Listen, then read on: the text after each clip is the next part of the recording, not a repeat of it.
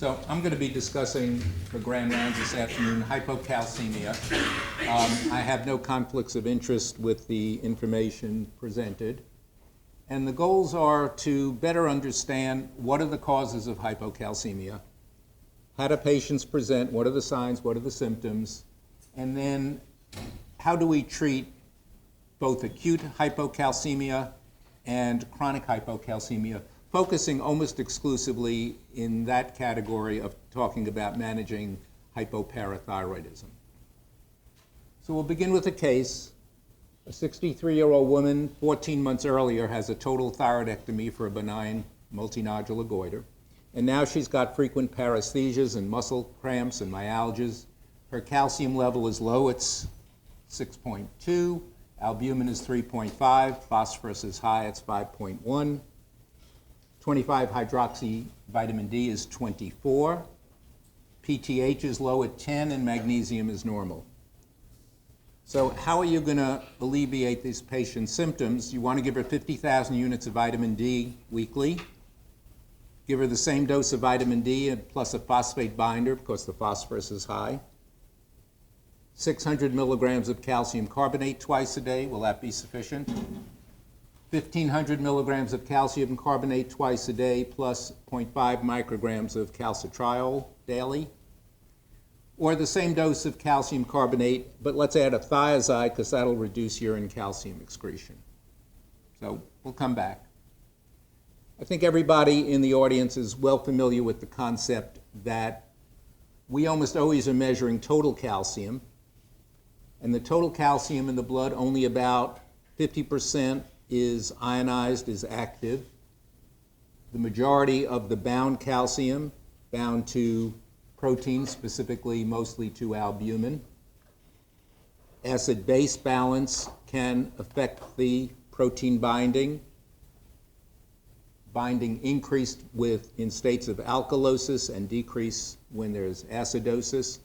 And a small percent, about 10%, is complexed to anions in the blood like phosphate and citrate. Because we're often encountering patients with changes in albumin concentrations, this corrected calcium formula has been derived. And it simply states that you take the patient's serum albumin, subtracted from 4, which is a mid-normal albumin concentration, multiply that by 0.8 and add that to the patient's measured calcium. So on the left, we have a total calcium in the reference range of 9.6, but the albumin as low as 2. And this patient is in fact hypercalcemic. We need to find out why. Conversely, the patient with a low total calcium of 7.4 and that same low albumin of 2 has a normal corrected calcium. No further studies are needed. Mentioned earlier, the ionized calcium is affected by acid-base balance. Acidosis increases the free calcium concentration by decreasing the binding to albumin, the opposite for alkalosis. And I found this article I thought of interest back in 1938 in the New England Journal. Actually, this was described earlier than that, of individuals hyperventilating to the point that they were getting a significant respiratory alkalosis and tetany from low ionized calcium.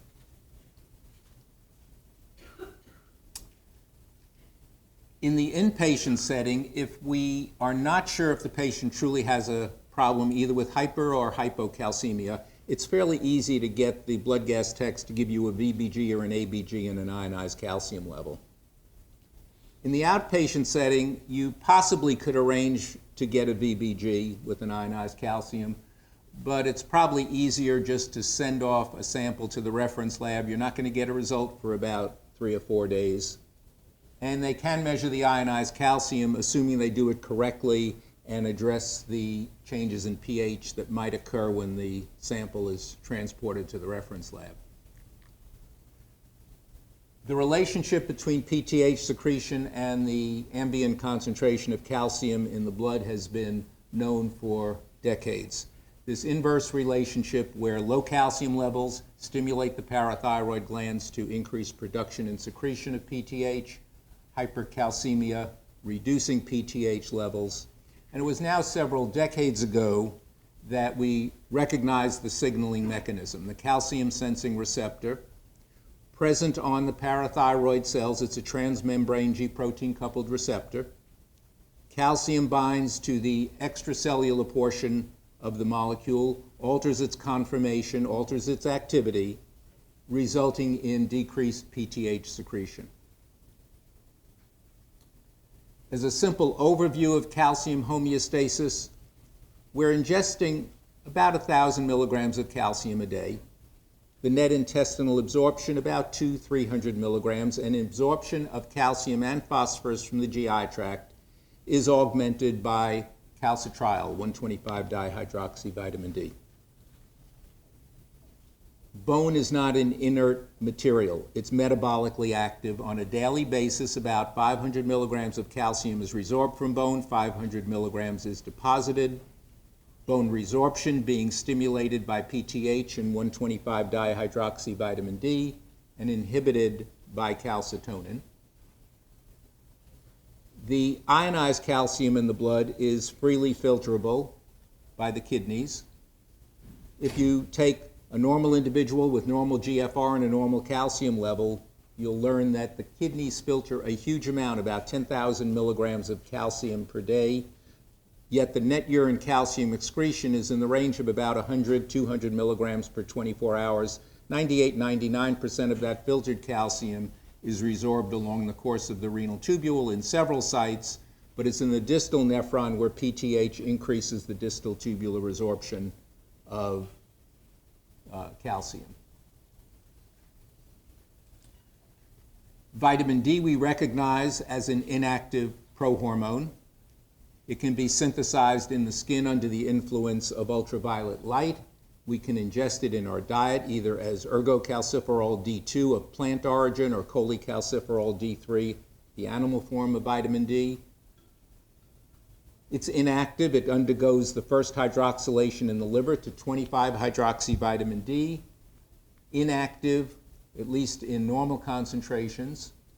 And the major organ, as we recognize, that influences the metabolism of vitamin D to active 1,25-dihydroxyvitamin D is the kidney.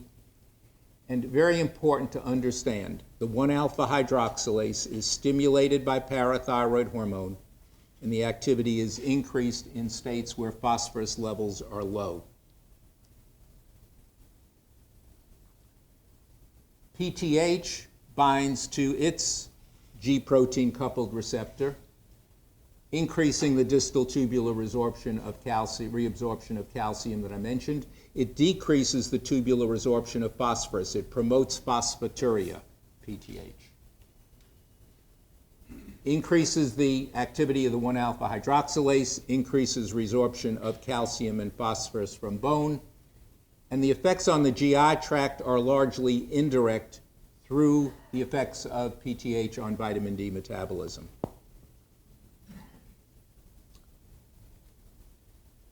So if we look at the system and how these calciotropic hormones and organs regulate calcium levels in the blood, it's highly regulated to maintain the calcium in a very narrow normal range. Consider it this way. You take a normal individual who has just a minor drop in the serum calcium, not out of the reference range, just a minor drop within the reference range. That will in turn stimulate the parathyroid glands to make more parathyroid hormone. The PTH will increase resorption of calcium and phosphorus. The higher level of PTH will activate the 1-alpha hydroxylase in the kidney, making more 125, which in turn will increase the intestinal absorption of calcium and phosphorus. The higher levels of PTH will cause the kidney to conserve calcium and excrete phosphorus. So we started out with a normal individual who had just a minor drop in the calcium, and through these changes in these hormones, the calcium level returns to normal. It's kept normal. While we recognize that 1,25-dihydroxyvitamin D is the active hormone, vitamin D is stored in adipose tissue. It mainly circulates as 25-hydroxyvitamin D, and that's the metabolite we use to determine if a patient is vitamin D deficient. Now, what defines vitamin D deficiency? You may have run into this controversy. Some people consider deficiency less than 20 nanogram per ml. And for example, that's the level that is considered vitamin D deficient by the Institute of Medicine, based on their analysis of the data, looking at what level of vitamin D, 25-hydroxy-D, is needed to maintain normal bone health, reduce fractures. The Endocrine Society suggests that a normal 25-hydroxy vitamin D level ought to be greater than 30. And it's based on studies such as this. This is a simple study in which postmenopausal women had a simultaneous measurement of 25-hydroxy-D and PTH. And you can see as patients get PTH deficient, they get secondary hypoparathyroidism. The PTH levels are increasing. And if you look carefully at this curve, what you see is there's an inflection point just under a 25D of 30, suggesting at levels less than 30, the body is sensing a change, an abnormal change, leading to increased PTH secretion. So this is where the Endocrine Society has come up with their suggestion, levels ought to be over 30. Next few slides, I'm going to talk about the etiologies of hypocalcemia. I'm going to divide it into those with low PTH levels, those with high PTH levels, and then some medications that can cause hypocalcemia. So there are some genetic disorders. They're not common. There can be problems with the development of the parathyroid glands or abnormal PTH molecules. There can be activating mutations or activating antibodies to the calcium sensing receptor, recognizing that increased activity of this receptor lowers PTH levels. I'm going to focus on post-surgical hypocalcemia, hypoparathyroidism, and mention about some of the autoimmune problems associated with this. Rarely do we ever see hypoparathyroidism from infiltration of the parathyroid glands from metastatic tumor or iron or copper or granulomatous inflammation. Rarely does radiation damage the parathyroid sufficiently to cause hypocalcemia. And occasionally, particularly after someone has had parathyroid surgery for primary hypoparathyroidism with prior bone demineralization, we may see this entity of hungry bone syndrome postoperatively as the bone gets remineralized, leading to hypocalcemia.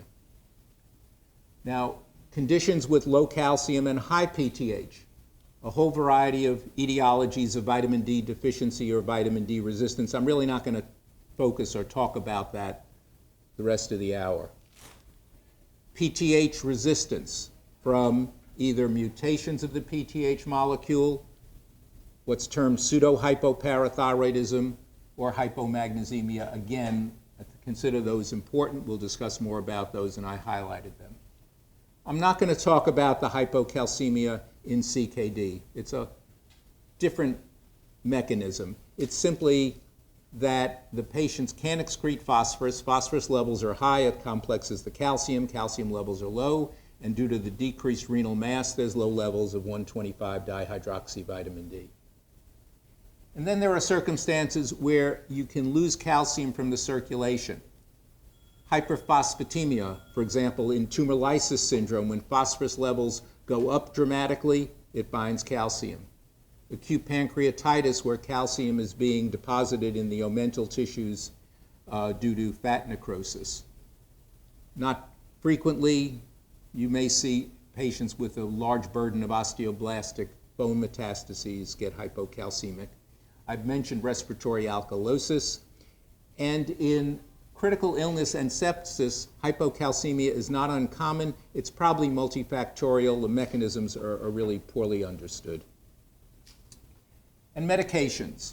Main ones for internists to keep in mind are the inhibitors of bone resorption, most commonly used to treat osteoporosis, occasionally hypercalcemic states, particularly if these are given to patients with pre-existing vitamin D deficiency. The bisphosphonates, denosumab, an antibody to rank L involved in bone metabolism, or calcitonin.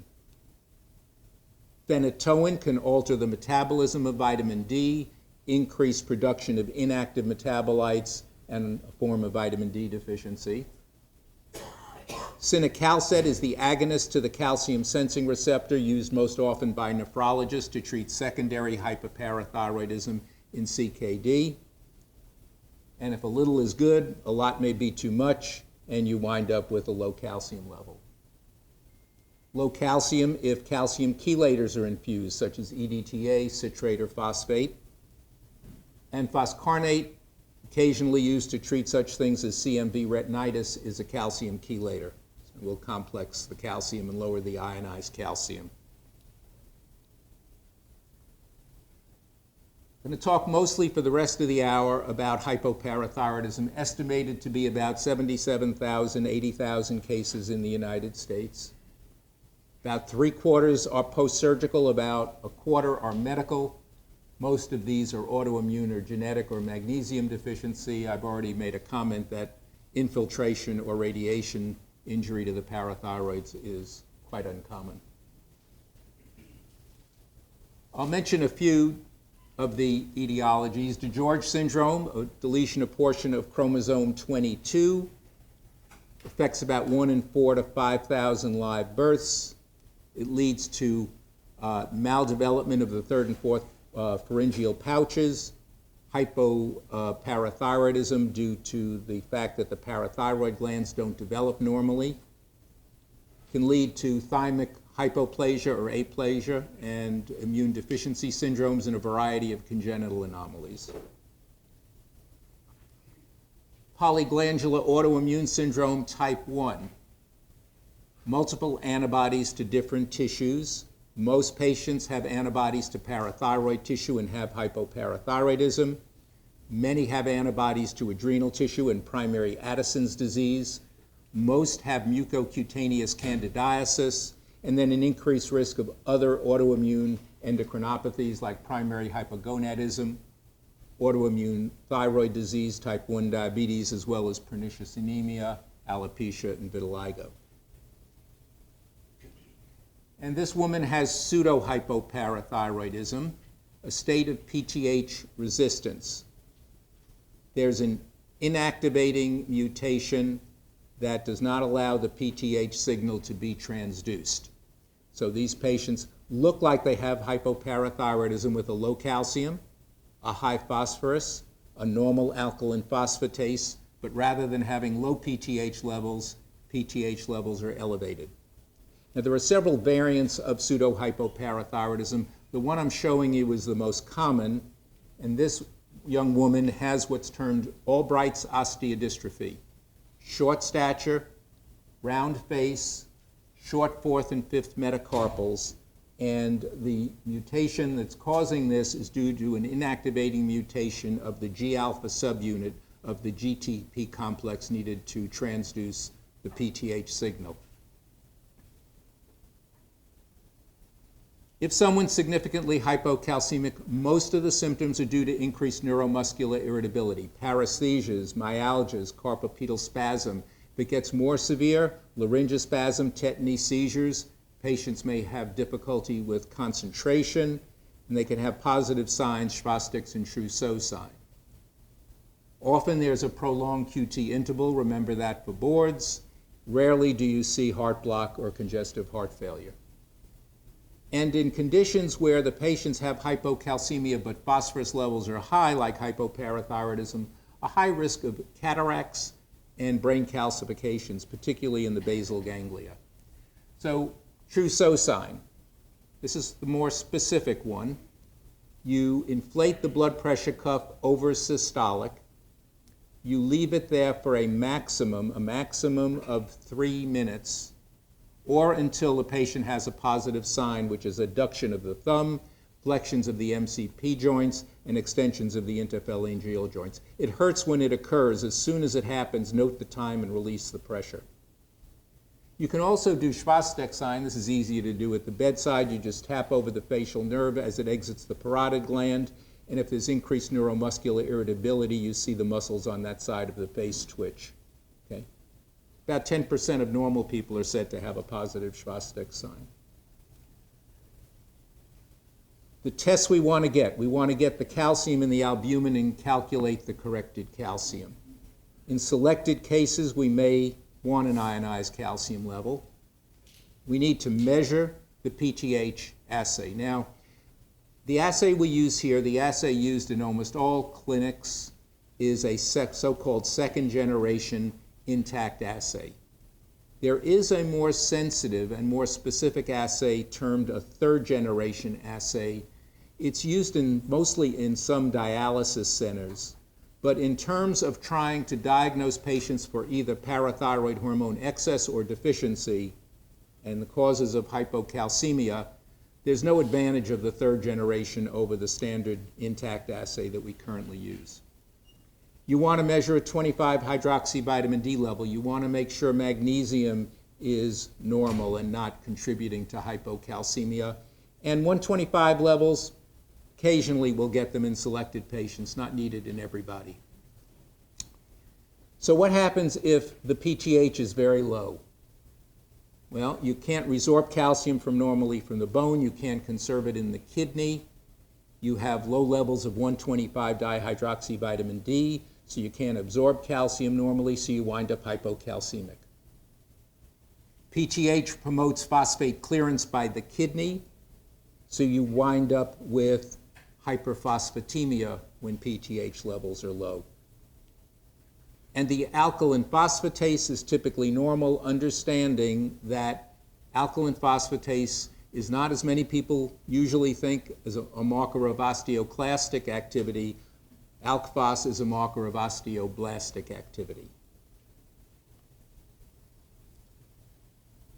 Post-surgical hypoparathyroidism after head and neck surgery is quite common, but most of the time it's transient, less than 6 months. Greater than 6 months, probably somewhere between about 1% and 7% in most series. Highly variable, dependent on the skill of the surgeon. Now, you don't actually have to remove all 4 parathyroid glands to have a patient with postoperative hypoparathyroidism. The parathyroid glands are very small, they're difficult to locate. They're on a very delicate vascular pedicle, and it's very easy to devascularize these glands during surgery, even without removing them, and then they may not function well. Risk factors, most are pretty obvious. The greater the extent of surgery, bilateral versus unilateral. Those who've had node dissections, substernal goiters, which are often large and hard to identify the parathyroids. Those undergoing a single procedure where you're having both thyroid and parathyroid surgery, patients with malabsorption and gastric bypass surgery who are prone to calcium malabsorption and vitamin D deficiency. And vitamin D deficiency itself seems to increase the risk of transient hypocalcemia after surgery, but not permanent. Emphasize that. Pick your surgeon. Okay. And this study I found in one of the surgical journals a few years ago, and it just makes the case, and I think it's pretty obvious. They divided surgeons who did a high volume of head and neck surgery, more than 99 cases a year, versus those who did less than 10 or those in between, and the risk of hypocalcemia after surgery was dependent on the experience. Now, this past Friday, I opened up my email and I saw this. FDA has approved 2 systems to try and identify parathyroid glands intraoperatively. Okay. It's done by injecting intravenously indocyanine green. This is the device. It's a form of laser, and you use it in the OR. Apparently you have to turn the lights all the way off. And this is the parathyroid gland fluorescing, and here it is, hard to see, toward the bottom of that thyroid gland. So this is something which I think is quite appealing, and hopefully it might be something we might get available at LSU. Now, pretty dramatic. One of the problems that can occur in patients who have hypoparathyroidism, particularly when phosphorus levels are high, are calcifications in the brain. Most often in the basal ganglia, but they can be in other locations. The interesting thing is many of these patients have totally normal neurologic exams. Some may have movement disorders, problems with chorioathetoid movements. The renal manifestations of hypoparathyroidism, well, your calcium level is low in the blood, so you filter less calcium. You have decreased tubular resorption of calcium, but when the calcium level is low in the blood, because of the decreased filtered load, the urine calcium is usually very low. You have increased tubular resorption of phosphorus when your parathyroid hormone levels are low, and you get hyperphosphatemia. You have low levels of 125 dihydroxyvitamin D due to the high phosphorus levels and absent PTH. As we treat these individuals with calcium and vitamin D, as we raise the serum calcium level, this then can lead to hypercalciuria, risk of stones, risk of renal calcifications, risk of renal insufficiency. The skeletal manifestations of hypoparathyroidism are kind of interesting. You get decreased bone remodeling, both decreased formation and decreased resorption. The net effect is an increase in bone mineral density, an increase, not a decrease, an increase, particularly in cortical bone. When it's been studied, there's no obvious difference in bone strength, though, between the bone of someone who's got hypoparathyroidism and a normal control. Fracture risk, unclear. Overall, most of the studies don't show an increased risk of fracture. Some of the major studies which I looked at gave us conflicting data. Some say an increase, others a decreased risk of upper extremity fractures or vertebral fractures. I think this is still largely unexplored.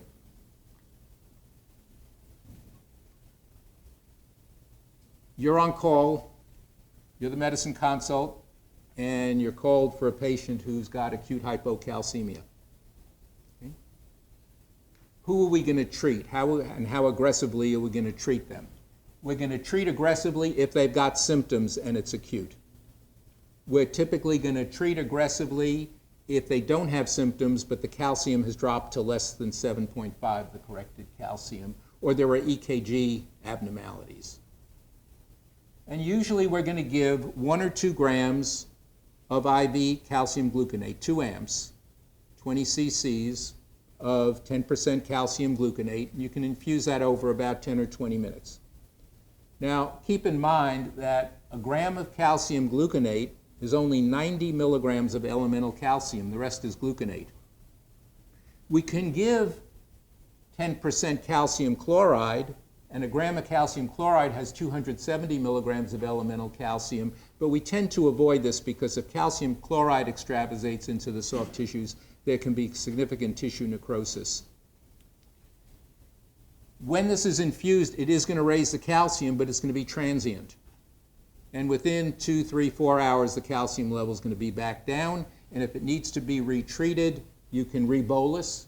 Or another mechanism to treat this is by an IV calcium infusion. If you can get the pharmacy to take 11 grams of calcium gluconate, 11 amps, and get it to 1,000 mLs in a D5W or normal saline, you now have 1,000 milligrams of elemental calcium in 1,000 mLs, a milligram per ml.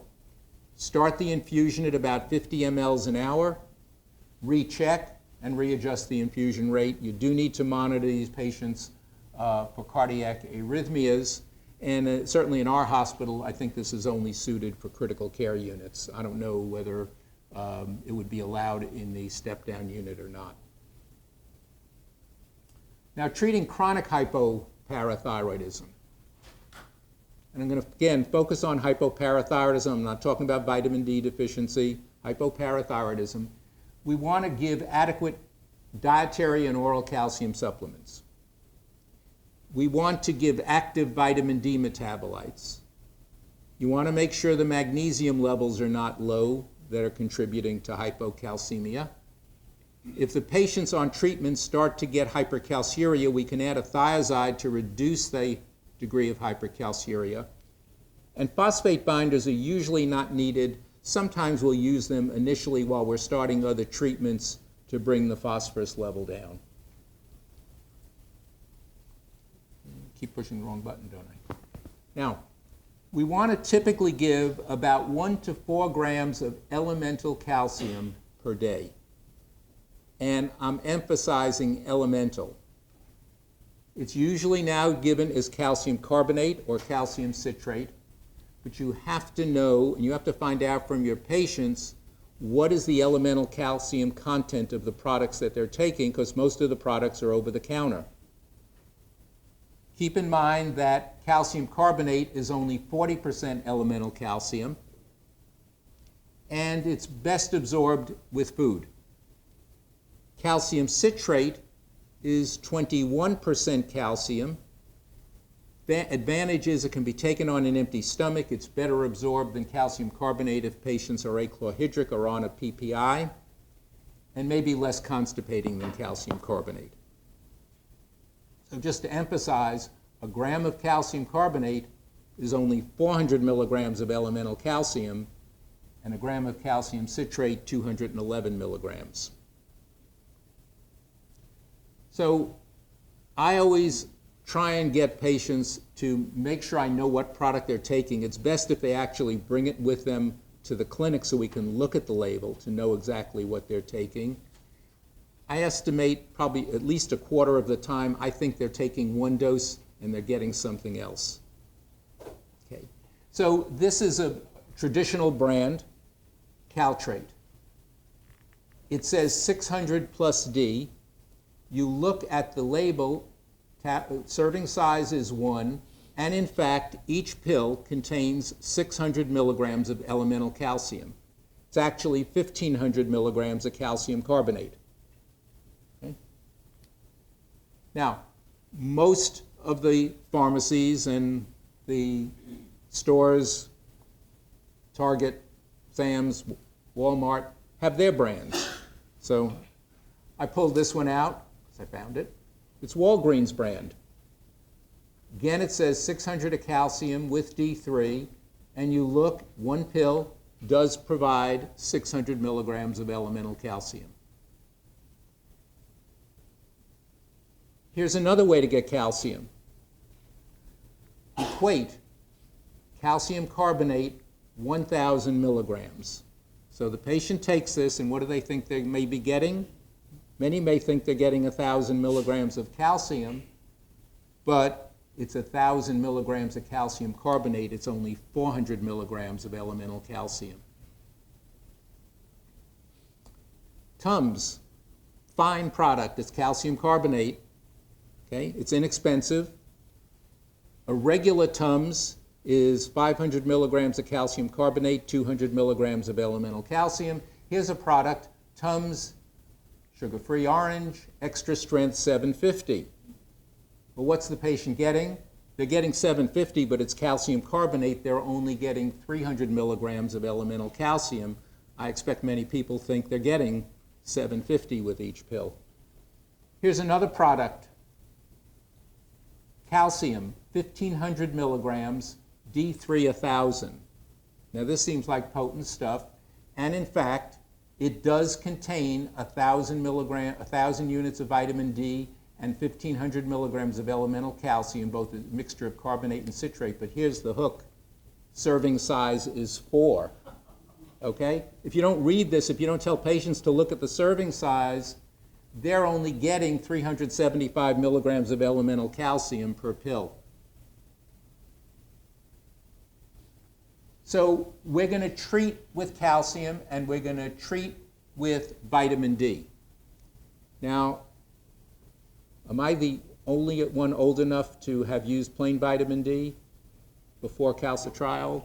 When I was a fellow and into practice, we did not have calcitriol.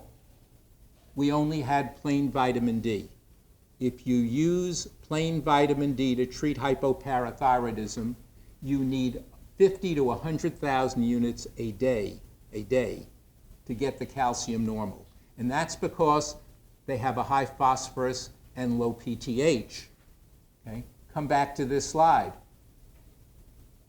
If you have no parathyroid hormone, if you have a high phosphorus, there's an intrinsic inability to activate vitamin D to the 125, and that's why these patients require 50 to 100,000 units of vitamin D a day.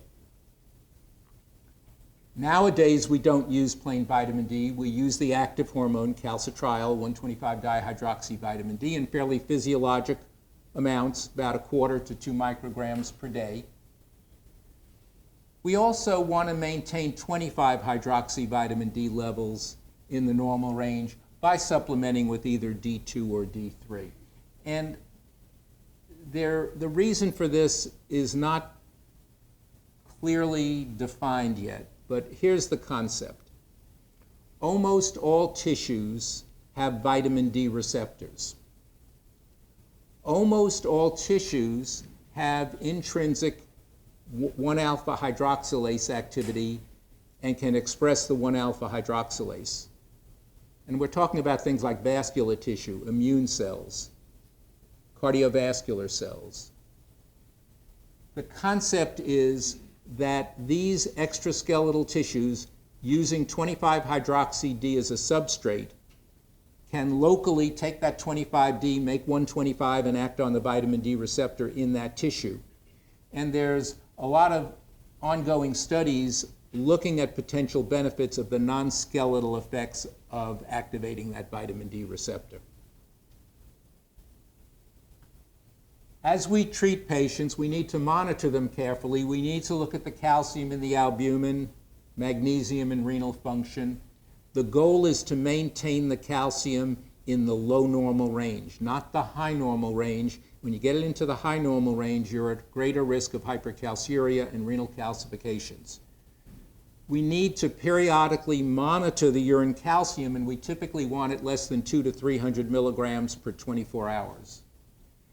And in selected patients, we may want renal imaging, eye exams to look for cataracts, CNS imaging, and DEXA.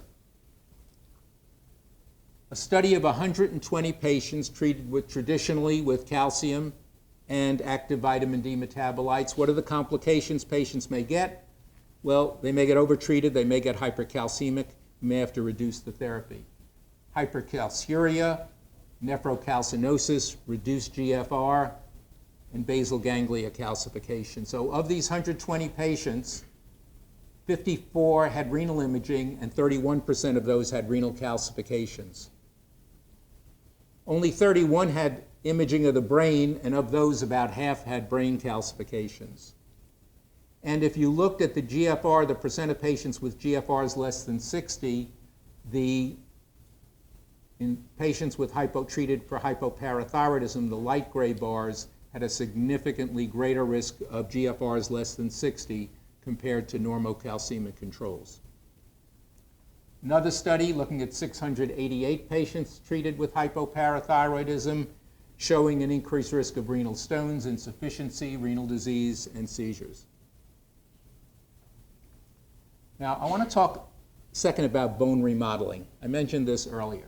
Every day, about 500 milligrams of calcium resorbed from bone, 500 milligrams deposited.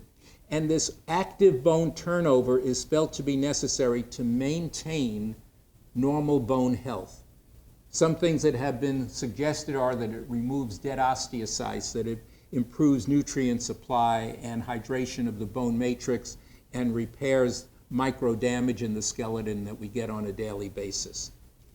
And the normal process is illustrated here. And osteoclasts throughout the skeleton in multiple sites at any one time are in very small areas, are going in and causing bone resorption, followed by an influx of osteoblasts which fill in this crevice, make new bone, and it gets ossified. And you're back to where you started. It takes about 2 weeks normally for the bone resorption phase, 7 or 8 weeks for the bone formation phase. In hypoparathyroidism, this still occurs, but it's markedly delayed, both phases. So I showed you this slide before. There's decreased bone resorption and formation, increased BMD, particularly cortical bone. No obvious difference in strength, and the risk on fractures is probably not great, but still somewhat unclear. So these are some micrographs of normal bone and bone biopsies from a patient with hypoparathyroidism, illustrating the increased cortical bone. Now there's more bone. Is that good or bad? Well, it might be good, but it's not going to be good if it's abnormal bone and has abnormal and decreased integrity.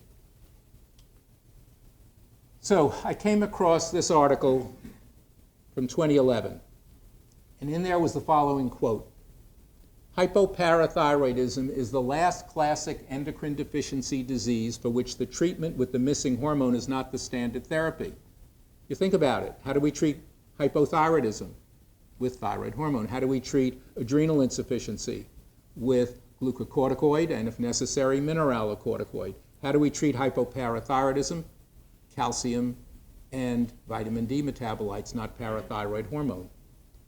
Well, that's no longer the case, because there now is, and I'm going to talk about this on the next few slides, an FDA-approved drug that is native. It's 1 through 84 parathyroid hormone. This was a short-term study, a 24-week study, taking 134 patients with hypoparathyroidism, getting them maximized first on calcium and calcitriol, then randomizing them to adding placebo or 50 micrograms sub-Q daily of PTH. When they started this, the calcitriol dose was reduced to decrease the risk of hypercalcemia. And then during the 24 weeks, the PTH dose or placebo dose was increased. The calcium and calcitriol doses were adjusted to maintain a normal calcium level. Now, the design of the study was, the primary endpoint is the percent of individuals who had a dose reduction of at least 50% in their doses of calcium and calcitriol. And here's the data. Red line are the treated patients. The blue lines are the placebo-treated patients. And 53% achieved the primary endpoint of a 50% reduction in both calcium and calcitriol doses. But many were still now on 3 medicines, calcium, calcitriol, and PTH. 43% actually were able to be managed with normal calciums with just the parathyroid hormone and some calcium, not requiring calcitriol. And you can see here that the calcium and calcitriol doses were significantly lower, as you would expect in the group treated with parathyroid hormone. This is a study of 6 years duration, taking patients with hypoparathyroidism and treating them with parathyroid hormone. And on average, the patients were well controlled regarding the calcium. It was maintained in the low normal range. They had lower levels of urine calcium excretion. That's a benefit. They had lower levels of phosphorus, a benefit. They did have some increase in alkaline phosphatase and 1,25-dihydroxyvitamin D. You might predict that knowing the action of PTH, without an obvious change in levels of 25-hydroxy-D. What happened to the bone density in these individuals? It increased in the spine, which is mainly trabecular bone. It increased in the hip, total, and femoral neck, which is a mixture of trabecular and cortical bone. And it decreased in the distal 1/3 radius, which is almost all cortical bone. You say, well, is that bad or good? Well, I don't know. Okay? Remember, these patients already started out with an increase in cortical bone density. So some might argue this was bringing it back toward normal.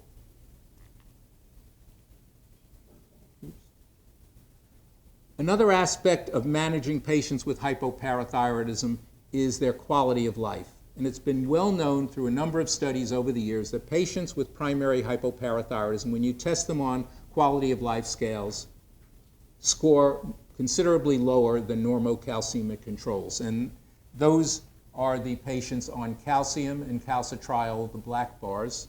And these are 8 parameters in this questionnaire of quality of life. I'm not going to go through all of them, but vitality, general perception of health, perception of mental health. They all scored lower on calcium and calcitriol, and when switched to parathyroid hormone, they were still lower than normocalcemic controls, but improved compared to traditional therapy. Now, this product is now FDA approved, but in rats, it can cause osteosarcomas. Not been shown in humans, but not been excluded. It should therefore only be prescribed to those who cannot be maintained with appropriate control with calcium and active vitamin D metabolites, and whom you consider the potential benefits are going to outweigh the risks. You want to not give this to patients who have an increased risk of osteosarcoma, Paget's patients, patients with a high alk phos of bone origin for no obvious reason, open epiphyses, and patients who have had the skeletal system irradiated. And because of these potential risks, it's only available through a restricted program by the FDA. Now, there's one other thing to consider. This is 2015 data from the medical letter, close to $8,000 a month, $100,000 a year. And I went to GoodRx about 2 weeks ago, and close now to $10,000 a month, $120,000 a year. This is expensive therapy. Okay? Patients need to be monitored closely. There is the warning. And I think we have to, all of us, consider healthcare costs. You know, what is going to be the patient's copay? What's the insurance's responsibility? And they're going to make you jump through 17 hoops if you want to prescribe this. And what are the costs to the healthcare system in general? So I've yet to prescribe it. In the last 5 minutes or so, let me talk about something as internists you're very apt to see, and that is you're going to be called to the bedside for someone who had head and neck surgery in the morning, and now they're hypocalcemic. Why? Well, maybe all the parathyroid tissue was removed, or more commonly, it was devascularized, either transiently or permanently. After surgery for hypoparathyroidism, some individuals go into this hungry bone phase with bone remineralization. And never forget hypomagnesemia. Easy to become hypomagnesiemic. These patients were NPO the night before. They're getting IV fluids. They may not have been eating very well. It's quick. You can quickly become hypomagnesiemic. And you're going to have to replace the magnesium if you want to get the calcium back to normal. So some things to consider that will predispose to hypomagnesemia: PPIs, malabsorption, diarrhea, patients with short bowel syndromes, patients on diuretics, as well as some other drugs, volume expansion, poorly controlled diabetes, patients who abuse alcohol, high calcium level. When you get modestly magnesium depleted, you get PTH resistance. When you get more severely magnesium depleted, you then get decreased PTH secretion, leading to hypocalcemia, low levels of calcitriol, the neuromuscular symptoms of increased irritability, cardiovascular problems, widened QRS, T-wave abnormalities or arrhythmias, and also hypomagnesemia is a cause of hypokalemia, of renal wasting of magnesium, of potassium. Okay, let me just mention this. These are uncommon disorders, but they're certainly important in our world of endocrinology, and these are patients who have hypoparathyroidism due to activating mutations or activating antibodies to the calcium-sensing receptor, recognizing that when you activate this receptor, it lowers PTH secretion, which in turn lowers calcium levels. Now, the point is that these patients, termed autosomal dominant hypocalcemia, if it's the genetic form, usually have calcium levels that are only modestly low, not frankly low, but they can be as low as 5. Their PTH levels, as opposed to the patients with autoimmune or post-surgical hypoparathyroidism, are usually measurable. Maybe low normal, but usually measurable, as opposed to the patients with more classic hypoparathyroidism where the PTH levels are usually frankly low. Because of the mutation, they tend to get marked increases in urine calcium excretion, particularly when you get their calcium levels up into the normal range. And this puts them at very high risk of renal calcifications, renal insufficiency, and stones. Because most of these patients are relatively asymptomatic, and because of the renal complications when you try and treat them like a traditional patient with hypoparathyroidism, your goal is simply to get their calcium level up enough so that they're not markedly symptomatic, which means that their calcium levels may still fall below the reference range. But if you try and get their calcium levels into the reference range, or certainly into the mid or upper portion of the reference range, very high risk of the renal complications. So it's important to identify these patients and treat them properly so they keep out of the hands of Dr. Abrio. So we come back to the patient I presented, woman who's 63 who has postoperative hypoparathyroidism, 50,000 units weekly, not enough. With a phosphate binder, not enough. 600 milligrams of calcium carbonate twice a day, that's only 240 milligrams of elemental calcium. No. 1,500 milligrams of calcium carbonate, that's going to be 600 milligrams of elemental calcium twice a day with active calcitriol. That should work. At least it's a starting point, and then you can adjust your therapy. And the same dose of calcium carbonate with a thiazide to reduce urine calcium excretion, probably not going to be sufficiently potent. So I hope at the end of the hour, everyone would have chosen option D. Questions, comments? Well, you said that you actually use thiazides to decrease urine calcium or urine calcium level. So when would I consider thiazides? There are some patients who have sort of partial hypoparathyroidism. Like many things, it's often not perfectly normal or completely absent. And they may be able to be managed with a thiazide and adequate calcium. But mainly we're using thiazides in the traditional patients where you're needing, as you get their calcium increased with calcium and calcitriol, they start to get hypercalciuric. And then we start worrying about renal complications. So you just track that? What? You just track the urine calcium? And if they we monitor I monitor the urine calcium on these folks usually twice a year. Okay. And if they get hypercalciuric, well, you can try and reduce the calcium or you can try and reduce the calcitriol. If that's not working well, you can try and add a thiazide. Comments? No? Okay. Thank you.